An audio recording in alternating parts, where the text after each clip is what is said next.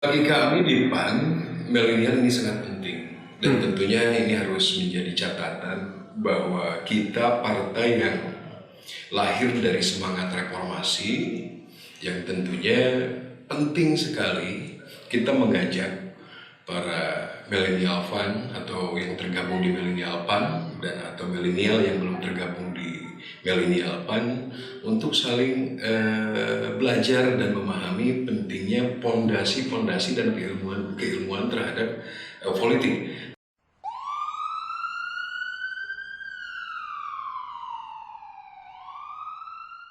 Kang Usman Maulana Yusuf, Siap. Ketua DPD PAN Kota Sukabumi yang baru nih Kang. Sehat Kang kabarnya? Alhamdulillah. Gimana? Keren, sehat? Alhamdulillah. Sekarang kesibukan? Kesibukan ya banyak. Kesibukan. Apa aja tuh Kang? Di tengah-tengah PPKM kita ada beberapa kegiatan sih yang tentunya pastinya untuk kepentingan masyarakat. Apa aja tuh Kang? Ya salah satunya Kegiatan. hari ini di samping kita juga sedang mempersiapkan muscab, ya, musyawarah cabang, dan tentunya ini harus dirumuskan juga karena di tengah-tengah pandemi COVID-19 ini protokol kesehatan juga harus kita jaga. Dan kegiatan yang paling utama hari ini kita memiliki program. Programnya tentunya kita hasil dari menganalisa betapa pentingnya program ini kita realisasikan, yaitu di tengah-tengah PPKM masyarakat ada yang memang sedang kesulitan. Biasa mereka berdagang, sementara dengan kondisi hari ini sudah tidak bisa berdagang. Program ini yaitu kita namakan program berbagi rasa. Berbagi rasa. Berbagi rasa ini salah satunya kita membagikan sembako dengan gratis kepada masyarakat yang memang kondisi sedang kesulitan. Tentunya ini memang harus tepat sasaran. Itu program dari DPD PAN Kota hari ini seperti yang tadi saya paparkan. Ini salah satu produknya. Contoh produk ini karya dari para pengurus Partai PAN Kota Sukabumi, dikemas. Ini nanti disatukan dengan produk-produk lain. Kemudian juga kemarin kita sudah beberapa bingkisan sudah kita bagikan ke masyarakat. Tentunya akan terus kita lakukan sehingga nanti dampak di masyarakat itu dengan hadirnya program ini sangat bermanfaat. Mantap. Berarti kesibukan sekarang lebih fokus membangun partai ya Kang? Membangun kepengurusan partai. Betul, membangun partai dan kemudian juga kita hidupkan kembali sayap-sayap partai. Antaranya ada di PAN itu ada sayap partai, diantaranya ada BM PAN. Kemudian juga ada Simpati PAN. Nah, ini yang sedang saya pakai ini. Oh, udah punya ininya ya? Sayap partainya sudah aktif, sudah terbentuk, dan kemudian juga nanti ada PUAN, Perempuan Amanat Nasional, dan juga tentunya yang hari ini sedang ramai direkrut yaitu Milenial PAN. Jadi Kaukus Milenial PAN yang alhamdulillah di Jawa Barat sudah terbentuk. Mungkin Rehan pernah mendengar pemain sepak bola dulu Persibia, Kang Atep. Kang Atep. Betul, Ketua Kaukus Milenial PAN Jawa Barat. Kenapa sih PAN ini harus ngebentuk sayap partai itu yang fokus ke milenial sih Kang? Sepenting apa sih milenial di pandangan teman-teman PAN? Bagi kami di PAN, milenial ini sangat penting. Dan tentunya ini harus menjadi catatan bahwa kita partai yang lahir dari semangat reformasi, yang tentunya penting sekali kita mengajak para milenial PAN atau yang tergabung di milenial PAN dan atau milenial yang belum tergabung di milenial PAN untuk saling belajar dan memahami pentingnya pondasi dan keilmuan terhadap politik. Dan tentunya milenial PAN adalah generasi yang akan datang. Ketika hari ini tokoh-tokoh PAN 5 tahun atau 10 tahun atau 15 tahun bahkan 20 tahun yang akan datang, tentunya harus sudah mempersiapkan generasi-generasi muda yang nanti akan mengisi di tahun-tahun yang akan datang. Pentingnya untuk apa? Pendidikan politik sejak dini terhadap milenial akan menjadi kekuatan besar, fondasi besar untuk secara tatanan keilmuan, kemudian juga pengetahuan yang tentunya ini untuk kepentingan semua, untuk kepentingan rakyat, masyarakat. Berarti PAN itu pengen milenial itu turut andil ke politik. Betul, mengharapkan, sangat mengharapkan dan membuka selebar-lebarnya hari ini khususnya di DPD PAN Kota Sukabumi, kita akan terbuka dan akan mengajak para milenial untuk bergabung di Kaukus Milenial PAN. Tapi kan gini ya Kang, ada beberapa stigma di masyarakat terutama anak muda nih. Mereka itu jarang mau turun langsung ke politik nih Kang. Betul. Itu tanggapannya gimana tuh Kang? Karena kan banyak stigma negatif juga yang terjadi di masyarakat sekarang tentang politik yang ada di dia yang sekarang sedang terjadi lah mungkin. Betul. Nah itu justru dengan bergabungnya di Millennial Fund nanti tentunya akan ada pendidikan politik. Apa dasar kepentingan, apa manfaatnya bergabung di Millennial Fund? Nanti akan ada diskusi-diskusi khusus terkait Millennial Fund, pendidikan politik. Dan memang kalau kita melihat atau mendengar hari ini begitu banyak yang mengkritisi parpol dan lain sebagainya. Iya, betul.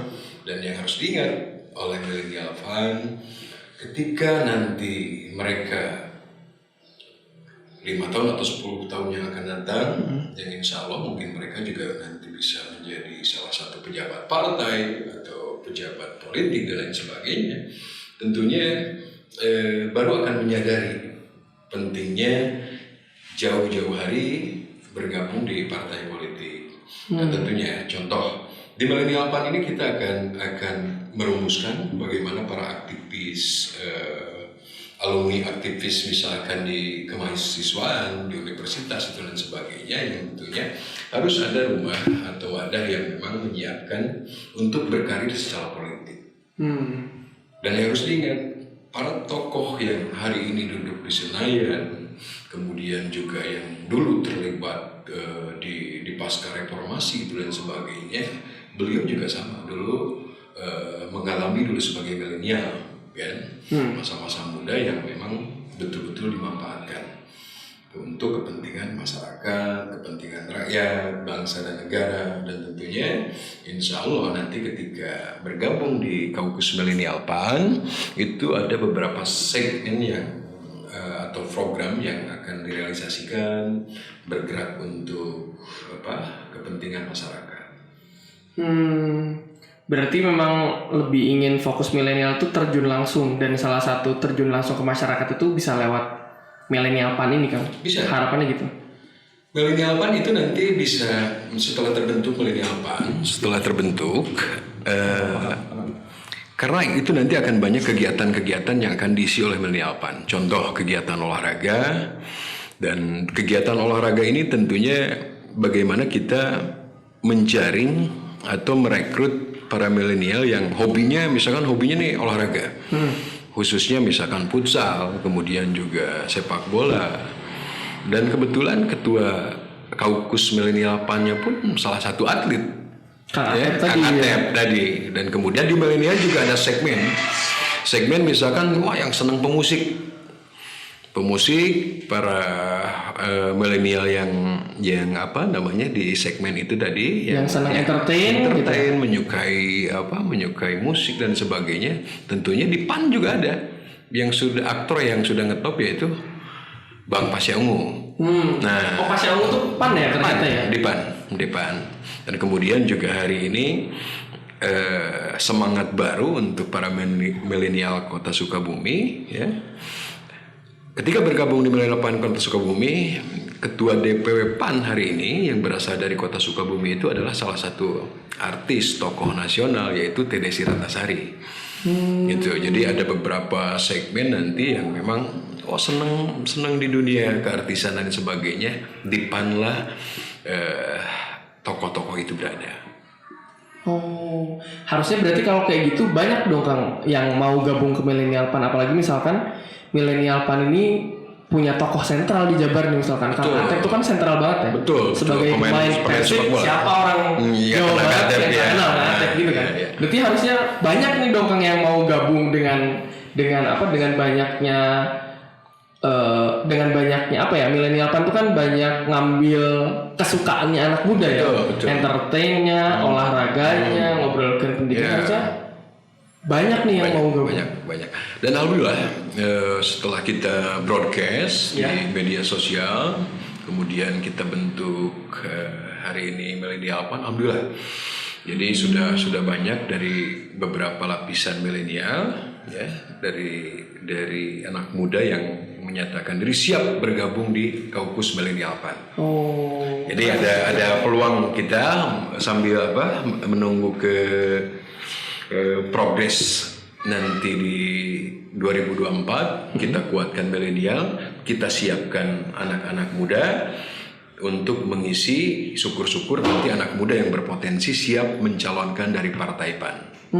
Karena tidak sedikit di beberapa praksi, ya, di beberapa praksi PAN khususnya di luar kota Sukabumi itu diisi oleh anggota DPRD dari praksi PAN yang usianya memang masih milenial. Cuman di kota Sukabumi belum ada. Kota Sukabumi target masih kita senior semua. Masih senior nanti 2024 bagaimana caranya saya harus mengantarkan anak muda jadi gitu kan, dengan spirit baru, semangat baru kan, menyulap NU Spirit program hidup baru dan semangat baru bersama Milenial PAN.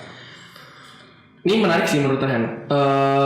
Ketika Akang berniat dan berkemauan untuk mengantarkan anak muda sebagai anggota legislatif, yang artinya kan jadi penyuara aspirasi masyarakat yang benar-benar ada nih Kang di dalam sebuah sistem kan. Di sistem yang ada di Indonesia.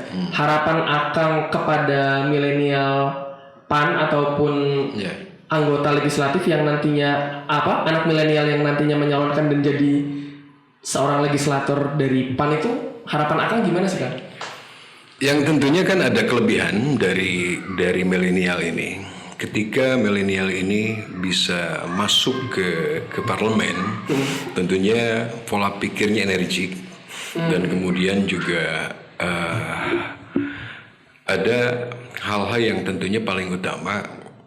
Tugas besar hari ini saya sebagai pemimpin PAN di Kota Sukabumi mampu menciptakan pemimpin-pemimpin yang akan datang. Kalau saya sudah bisa menciptakan pemimpin-pemimpin yang akan datang, apalagi milenial nanti ke depannya bisa memimpin, itu adalah kebanggaan buat saya. Jadi hal yang terpenting ada hal yang sering dibicarakan oleh para tokoh selalu berpesan. Pemimpin yang hebat itu adalah pemimpin yang mampu menciptakan pemimpin-pemimpin yang akan datang. Nah itu yang selalu saya pegang. Keren sih Kang, karena kan kebanyakan pemimpin-pemimpin atau orang-orang senior itu kan di dunia politik itu ya mau nggak mau di dunia politik itu kan keras ya Kang, sama seperti dunia bisnis ya, dunia manapun itu keras. Tapi jarang yang berprinsip kalau misalkan saya akan sukses jadi pemimpin itu kalau menciptakan pemimpin baru. Kebanyakannya kan mungkin malah merasa tersaingi nih Kang dengan adanya milenial yang masuk ke partai politik. Kenapa PAN nggak berprinsip? Kenapa PAN masih terbuka sih Kang dengan milenial? Apa nggak takut kesaingi dengan anak muda nih yang masuk tiba-tiba gitu? Ya intinya prinsip pemimpin itu jangan selalu ketakutan. Karena tentunya di sini kan ada proses jabatan mungkin yang bahasa sederhananya dipertaruhkan, takut direbut, takut terselip itu dan sebagainya. Yaitu saya rasa pemikiran yang tidak baik. Ini kita ini ada di ruang politik, di ruang yang tentunya bagaimana untuk kemaslahatan masyarakat. Kita harus terbuka. Jadi jangan ada ketakutan itu. Dan insya Allah saya tidak akan takut kehilangan jabatan. Karena apa? Jangankan jabatan, mungkin besok atau lusa kita juga ketika sudah dipanggil oleh Yang Maha Kuasa, jabatan kita juga akan tidak memiliki jabatan lagi. Bahkan yang saya pikirkan dalam waktu yang bermanfaat ini, bagaimana caranya dengan secepat-cepatnya saya mampu menciptakan calon-calon pemimpin yang hebat di masa yang akan datang. Itu Rehan. Keren. Keren sekali. Dan ini mungkin menarik buat anak muda ya, karena tidak semua partai punya orsap yang khusus milenial. Cuman PAN aja nih yang punya kan, dengan segala tujuannya. Dan menurut Akang selain apa ya? Selain tadi untuk salah satu target mungkin di 2024 adalah mengantarkan milenial jadi anggota legislatif nih Kang. Kalau misalkan selain itu tujuannya apa Kang? Untuk milenial nih yang mau gabung ke PAN ya? Milenial ya, yang ketika bergabung di milenial PAN, kaukus milenial PAN, tentunya mari kita berkarir secara politik. Yang harus diingat oleh milenial ini harus memahami tentang partai politik, kepentingan kaitannya antara partai politik dengan kepanjangan tangan kita di parlemen dan sebagainya. Yang tentunya dari pendidikan itu, pemahaman itu akan menciptakan pengetahuan dan kemampuan para calon pemimpin di masa yang akan datang. Jadi bahasa sederhananya ada manfaat-manfaat yang didapat. Walaupun misalkan milenial ini, Pak, saya tidak nyalon deh, tertarik nyalon, tapi setidaknya mampu melakukan kegiatan-kegiatan sosial. Karena di partai politik itu banyak sekali kegiatan-kegiatan sosial yang bersentuhan langsung dengan masyarakat. Ya contoh yang tadi saya sebutkan, program kita ini berbagi rasa dan sebagainya. Kenapa tidak milenial yang menyalurkan? Milenial yang bahasa sederhananya terdepan, sebagai garda terdepan di partai. Jadi ada manfaat-manfaat itu. Dan tentunya yang harus jadi catatan, yang harus dibuka secara lebar-lebar pemahaman oleh para milenial. Contoh, karir politik itu tidak ada batasnya selama kita masih diberikan kesehatan. Oh, kenapa bisa gitu tuh Kang? Contoh, mungkin pernah mendengar ada yang ketika pemilihan legislatif tiba, ini kok bapak-bapak ini di usia atau ibu-ibu atau bapak-bapak ini di usia sudah 60 tahun kok masih nyalek gitu dan sebagainya. Berarti kan tidak ada batas selama dia sehat, jasmani dan rohani. Nah contoh anak muda pun sudah melamar pekerjaan ke sana kemari tidak mendapatkan pekerjaan. Sementara kita ingat kita berkarir sekarang di partai politik. Nyalek siapa tahu kita dipilih oleh masyarakat. Berarti kan karir di partai politik itu tidak ada batasnya. Betul. Tidak ada batasnya. Karir berpolitik itu selama masih bermanfaat untuk masyarakat, kita maju, berjuang. Itu selama kita masih sehat, berarti tidak ada batasan usia dalam karir. Karir di politik ini. Politik tidak ada batasan usia selama kita masih sehat. Gitu. Beda lagi dengan melamar pekerjaan ke pabrik, garmen, batas pensiunnya ya. Ada batas. Di usia 35 juga mau melamar kerja mungkin agak sulit kalau belum pengalaman dan sebagainya kan. Itu jadi ada hal-hal positif, manfaat-manfaat ketika kita bergabung di milenial PAN. Keren. Ada ya, Rehan sepakat sih Kang, karena Rehan pernah baca buku tentang kepemimpinan itu. Salah satu pokok penting kita bisa memimpin itu kan kita punya common sense ya Kang. Common sense itu kita punya kita punya sesuatu, kita punya memiliki rasa iba, empati terhadap masyarakat yang ada, dan itu salah satu modal terbaik untuk pemimpin. Apalagi pemimpin yang ketika kita di politik kan harapannya menjadi pemimpin daerah, penyalur aspirasi kayak gitu penting. Tapi yang Rehan penting kan, ketika tadi Akang menyebutkan kalau misalkan berkarir di politik itu tidak ada batasannya, iya kan Kang? Dan banyak anak muda yang terjun ke politik ini, tapi kemudian mendapatkan stigma yang kurang baik nih dari masyarakat. Kenapa sih anak muda harus terjun politik? Kenapa nggak jadi kerja di tempat yang lain dan yang kayak gimana tuh? Pandangan Akang gimana tuh? Ya yang tadi saya sebutkan, bayangkan, ketika milenial tidak ada merasa peduli terhadap partai politik atau dunia politik, yang menggantikan kita nanti di 5 tahun atau 10 tahun yang akan datang, 15 tahun yang akan datang, siapa?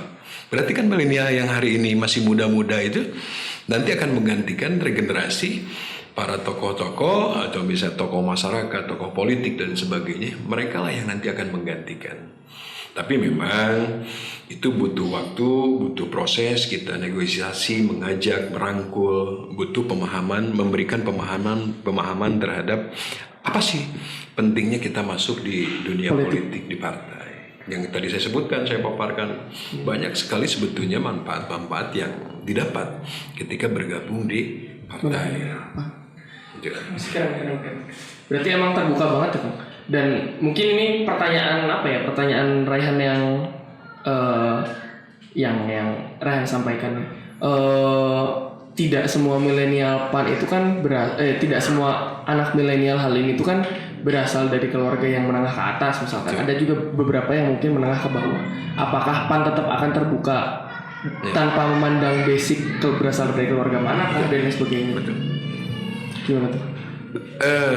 Mungkin bukan di PAN saja ya, mungkin di partai lain juga sama. Kita tidak membeda-bedakan, mengkasta-kastakan. Ketika masyarakat maupun anak muda yang mau bergabung belajar berpolitik dalam arti di partai, itu kita terbuka lebar. Tidak ada, oh ini tidak mampu, oh ini anak yang mampu, tidak ada. Semua sama di mata politik. Tujuan kita adalah kepentingan kita untuk kebaikan bangsa dan negara. Misalkan Mas Rehan nanti mau bawa rekan-rekan yang A, yang B, yang C, ajak aja semua bergabung. Kita tidak akan membeda-bedakan, mengkasta-kastakan. Yang jelas selama memiliki kemampuan, semangat, spirit tinggi untuk berada di partai, khususnya di kaukus milenial PAN, ayo bergabung. PAN hari ini di Kota Sukabumi terbuka selebar-lebarnya buat anak milenial. Buat anak milenial, karena di situ ada segmen-segmen nanti yang harus diisi. Kegiatan olahraga dengan Kang Atep, Ketua Jawa Barat. Kemudian juga yang senang musik, seni, budaya dan sebagainya. Tokoh-tokoh kita di PAN ada, yaitu tadi yang disebutkan, ada Mas Pasya Ungu, kemudian juga ada yang seneng komedian. Kan anak mahasiswa nih yang muda komedian ini kan biasanya senengnya gagah, gitu, maunya happy, nggak usah ribet-ribet lah. Ya, di satu sisi mikirin negara iya, di satu sisi juga ketawa ketiwinya juga udah, gitu kan, startup dan sebagainya. Di sini juga ada tokoh kita yaitu Kang Denny Cagur, yang pelawak gitu kan, ya beliau. Kan baru tahu Kang Denny Cagur ternyata dia di PAN, pengurus PAN di pusat. Oh. PAN di pusat dan masih banyak rekan-rekan artis yang lainnya. Jadi PAN hari ini memang berwarna dari segi komunikasi politiknya ada, dari seni dan budayanya ada, kemudian olahraganya ada, sekaligus bercandanya pun ada. Gitu kan? Pokoknya buat anak, berarti untuk menyasar kaum milenial ini PAN ini emang udah lengkap ya? Udah lengkap. Nanti Rehan dan teman-teman bisa dicek lah ya di IG, kemudian juga di Twitter atau di Facebook. Itu banyak kegiatan-kegiatan yang sering dilakukan oleh kaukus milenial PAN. Bisa dicek gitu nanti. Keren. Ada satu Kang? Tapi buat milenial PAN sih memang kayaknya PAN ini udah partai yang paling milenial banget lah ya. Yang udah menyiapkan semua amunisinya buat ayo milenial masuk, terus ayo kita kerjain semuanya bareng-bareng yang memang milenial banget, ayo dikerjain bareng-bareng di PAN gitu. Cuman Rehan mau nanya terkait ini Kang. Kemarin kan ke belakang tuh ada isu hangat yang disampaikan oleh yang itu bisa jadi oknum, bisa jadi pandangan pribadi. Tapi kan itu orang PAN ya Kang ya, yang menyampaikan ini nih. Dia bilang kalau saya itu sedih ngelihat teman saya itu, pejabat-pejabat itu tidak diberikan fasilitas ketika COVID. Kalau nggak salah itu orang PAN ya Kang yang bilang. Yang mana tuh? Yang ibu-ibu. Ada tuh Kang. Yang ibu-ibu tuh. Jadi itu mungkin setiap manusia itu ada kalanya ada perbedaan pemikiran. Pemikiran itu apakah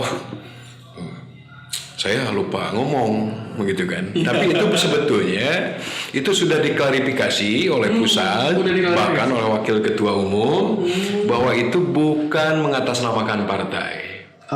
Dan termasuk ibu itu sudah diberi teguran oleh pusat.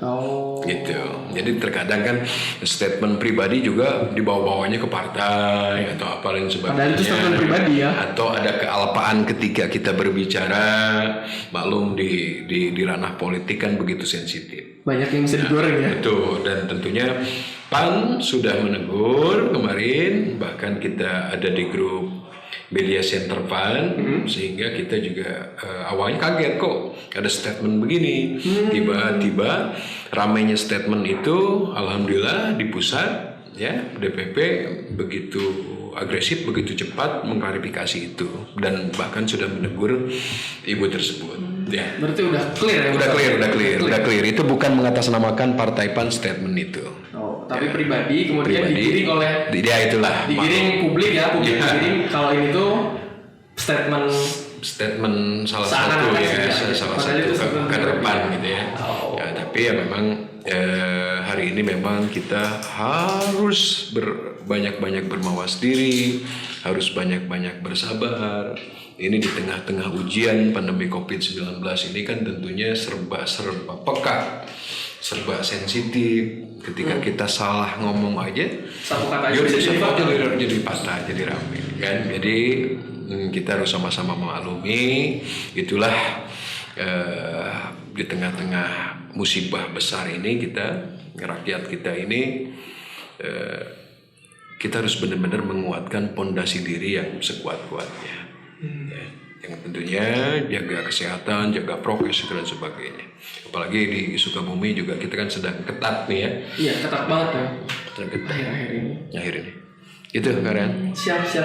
Mantap. Gitu sih mungkin Kang, 30 menitan ya waktu kita ya. Gitu sih mungkin Kang, mudah-mudahan sukses terus dengan milenial PAN-nya, dan Akang juga sukses terus dengan PAN-nya nih Kang. Cuman last question nih Kang, orang tuh penasaran. Kenapa PAN di tahun ini tuh berubah pemilihannya nggak di Muscap tapi langsung SK dari pusat? Oh yang dulu ya? Kalau yang dulu kan setahu Rehan. Oh betul, di periode lama ya? Karena itu selepas kongres di Kendari, itu ada perubahan anggaran dasar dan rumah tangga, kemudian juga peraturan organisasi. Jadi walaupun SK dari pusat, tetapi mekanismenya tidak ada yang berubah. Kita melalui proses pemilihan para calon formatur. Jadi cuman mekanisme saja ya terkait SK. Untuk proses pemilihan para calon ketua partai tingkat daerah, kemudian tingkat kecamatan, kita selalu mengedepankan asas kebersamaan, demokrasi dan sebagainya. Jadi sebenarnya nggak ada yang berubah ya? Tidak ada yang berubah. Memang ada perubahannya dulu waktu musda tingkat daerah itu dipilihnya oleh tingkat kecamatan. Ya, betul. Tapi dirubah di dalam arti bukan dipilih ya. Karena itu ada verifikasi calon ketua formatur, sehingga nanti siapa saja yang disebutkan di formatur disitulah merumuskan untuk kepengurusan. Jadi ada perubahannya sedikit lah. Dan mungkin itu internal partai lah ya. Internal partai lah ya buat apa? Mungkin dirasa itu lebih efektif lah ya untuk teman-teman. Efektif dan juga untuk kebaikan partai, karena hari ini tingkat kecamatan Muscap yang sebentar lagi akan kita laksanakan, tentunya itu nanti akan di-SK-kan oleh DPW Jawa Barat. Kan kalau dulu kan oleh DPD, nah sekarang naik satu tingkat ke DPW Jawa Barat, ke DPW. Nah seperti itu. Jadi ada manfaat-manfaat, perubahan-perubahan dari peraturan itu, sehingga saya berkeyakinan dan optimis bahwa PAN hari ini dan ke depan akan lebih besar, akan lebih kuat, akan lebih solid. Apalagi dengan milenial, misalkan Mas Rehan nanti ajak teman-temannya, ayo bergabung di milenial. Syukur-syukur tertarik nih, saya promosi partai gitu. Mudah-mudahan buat milenial ini nanti kan bukan hanya segmen olahraga saja, seni dan budaya saja, Nanti kita akan melakukan kegiatan-kegiatan UMKM, kegiatan-kegiatan wirausaha. Penting tuh. Nanti akan ada mentor-mentor yang handal untuk mengisi pendidikan-pendidikan di kegiatan-kegigiatan partai tingkat DPD PAN Kota Sukabumi. Keren. Ya, tadi seperti tadi yang tadi kan Kak Rehan bilang, kalau misalkan milenial itu tidak mau saya tidak ada niatnya, manfaatnya apa? Di situ nanti ada kegiatan-kegiatan yang dilakukan oleh DPD PAN Kota Sukabumi, yaitu pendidikan kewirausahaan di bidang UMKM, bisnis dan lain sebagainya. Tentunya ini kan mana dulu nih? Oh, bisa kan milenial dulu nih yang melakukan kegiatan program pendidikan kewirausahaan, itu manfaatnya di situ. Ya, yang para pengusaha pemula nanti kan bingung. Habis keluar Gak ada mentor susah ya. ya ngelamar sana sini tidak diterima. Berarti jangan putus asa. Bergabung di PAN, di sana kan ada pendidikan kewirausahaan bagi pengusaha pemula, kan? Keren, Itu seperti itu. Mantap Bang, makasih banyak nih sudah menyempatkan diri buat hadir. Sukses terus dengan PAN dan program-programnya. Siap. Dan buat yang mau gabung ke Milenial PAN, intinya PAN terbuka ya. PAN buat terbuka. Semuanya, seluruh lapisan masyarakat, mau terutama anak milenial, PAN Milenial harus semangat ya. Dia harus semangat mengisi hari-hari dengan hal yang bermanfaat, khususnya bagaimana caranya Kota Sukabumi ke depan lebih maju, lebih hebat. Siap. Itu Kang Rehan. Siap. Makasih banyak nih Kang karena sudah mau mampir. Amin. Terima kasih banyak. Mudah-mudahan sukses terus. Gitu Ya, mungkin Kang. betul. Terus. Ya paling pesan dari saya Ya. terus melakukan ini kan juga salah satu kita podcast hari ini juga salah satu bentuk reaksi atau kegiatan yang sifatnya positif untuk kepentingan masyarakat banyak. Siapa tahu dengan melihat diskusi kita hari ini ada yang oh ini bagus, oh ini bermanfaat. Ternyata PAN itu hari ini melakukan kegiatan-kegiatan yang positif yang berdampak baik untuk masyarakat. Amin. Ya. Amin. Gitu mungkin banyak. Terima kasih banyak Bang. Sama-sama kalian. Sudah mampir nih dan itu mungkin teman-teman yang mau gabung ke Milenial PAN, intinya PAN terbuka dan partai milenial banget lah ya. Amin. Amin. Semangat. Siap. Makasih banyak mungkin Kang. Siap.